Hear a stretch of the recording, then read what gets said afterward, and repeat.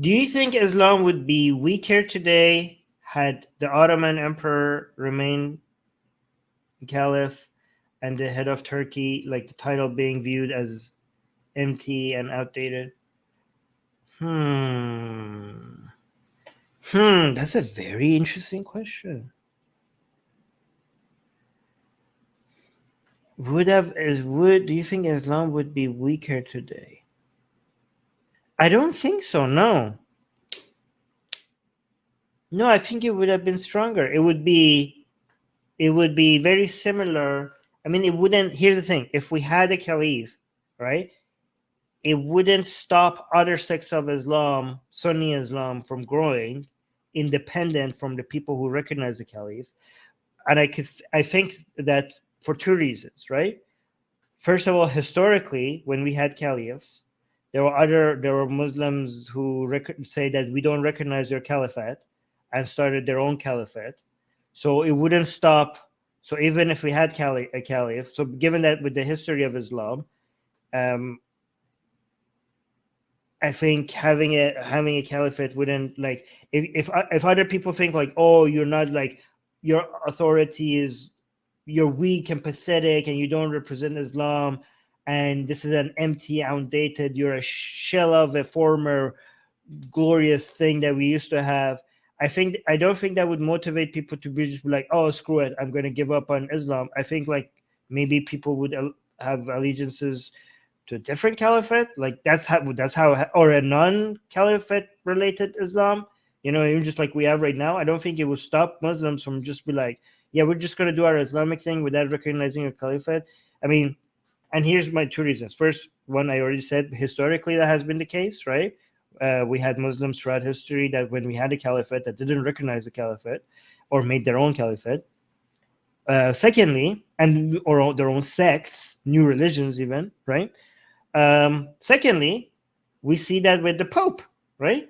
Like, we have the Catholic Church, and Christianity has it. The fact that a lot of it had a lot of problems in history, and the authority of it and the legitimacy of it has been questioned and reduced and reduced and reduced, has not stopped from a constant creation of non-Catholic, creation and growth of non-Catholic, non growth of Christianity in other directions, right? So I think it just, if you had the caliphate, it would just be helpful to Islam to maintain some Muslims who would want this to recognize the caliphate without stopping from other growth of Islamic sects or beliefs in other directions who don't like this caliphate, right?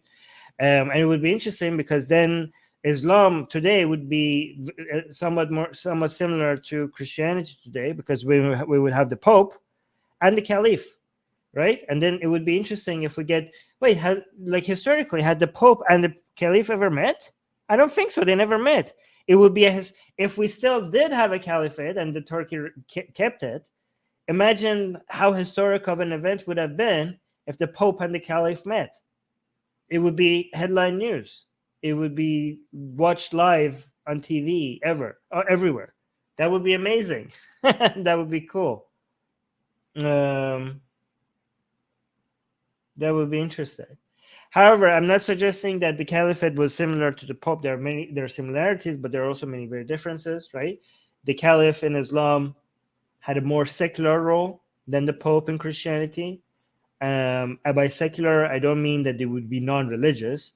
By secular, I mean that the source of religious authority would come from the mullahs or the scholars or whatever you call them, or the mujtahids or whatever, right? I don't know. Shias and Sunnis refer to them differently, so I don't know which name to call. But the source of religious authority in Catholic dogma was the Pope, like who represents or the Vatican. But in Islam, the role of the caliphate, this is something that ISIS got wrong, right? ISIS was like, oh, Abu Bakr al-Baghdadi is like our religious scholar leader, but the caliphate was supposed to not,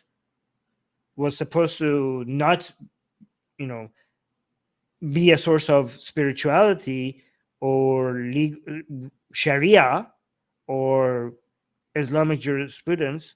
It was supposed to be, I keep this land Islamic, you mujtahids or you mullahs or you Islamic scholars, you tell us what's Islamic, and I just keep this land in the house of Islam. Even, and I don't even have to be very Islamic, right? So there's a lot of caliphs who were very bad when it comes to following Islamic laws. Like they drank, they had a lot of sex, they did things that were Islamically not approved of.